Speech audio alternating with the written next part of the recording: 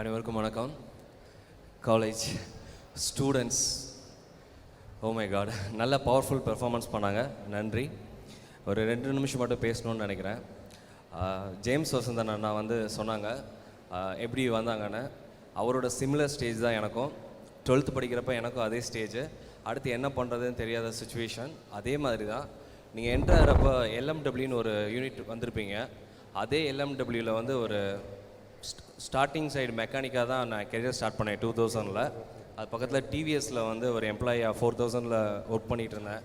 But இன்றைக்கி நான் இங்கே ஸ்டேஜில் ஒரு ஆர்டிஸ்ட்டாக நிற்கிறேன்னா அதுக்கு நிறைய பேரோட சப்போர்ட் இருந்தது, நண்பர்களோட சப்போர்ட் இருந்தது. அண்டு நான் ஆக்டர் ஆனதுக்கப்புறம் சோசியல் சர்வீஸ் பண்ணல, முன்னாடியிருந்தே பண்ணிகிட்டு இருந்தேன். ரீசெண்டாக அஸ்ஸாமில் நடக்கிறப்போ நான் போய் பண்ணுன்றது பெரிய விஷயம் கிடையாது. அதுக்காக எனக்கு இன்டர்நேஷ்னல் பெஸ்ட் ஆக்டர் அவார்டு மலேசியாவில் கொடுத்தாங்க. நேற்று வாங்கிட்டு வந்தேன். அதுவும் எனக்கு பெரிய விஷயம் கிடையாது.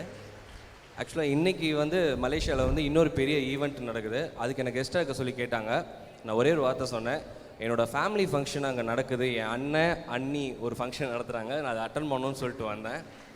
இன்ஃபேக்ட் நான் இந்த ஃபங்க்ஷன் வரக்கும் காரணம் அந்த அவார்ட் பேர் புரட்சியாளர் விருதுன்னொடனே அவங்க உடனே என்கிட்ட கேட்ட கேள்வி, புரட்சியாளராக தமிழ்நாடுனாலே புரட்சி தானான்னு கேட்டாங்க. ஆக்சுவலாக இது அரசியலற்ற புரட்சி, மாணவர்களுக்கான ஒரு புரட்சின்னு சொல்லிட்டு. ஸோ இந்த மாதிரி ஈவெண்ட்டை இவங்க எப்படி எடுத்துக்காங்கன்னு தெரில. என் அண்ணனோட ஃபுல் பவர் என் அண்ணி அவ்வளோ பவர்ஃபுல்லாக இதை நடத்திட்டு இருக்காங்க. கெஸ்ட் ரொம்ப ஹானர் பண்ணியிருக்காங்க. தொடர்ந்து நான் பங்கேற்றுட்ருக்கேன். அடுத்தடுத்து நான் பங்கேற்பேன். மாணவர்களுக்கு வாழ்த்துக்கள். நன்றி.